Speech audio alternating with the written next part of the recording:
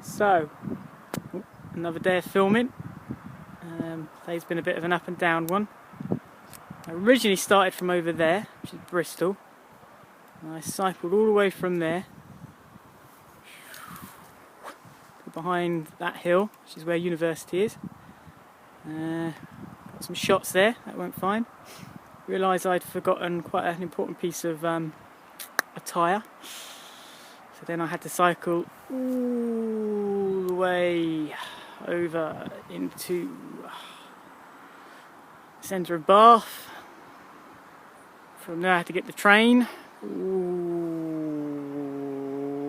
the way back to Bristol, grab my top, get the train all the way back to Bath, and then I had to push my bike all the way up this flipping hill.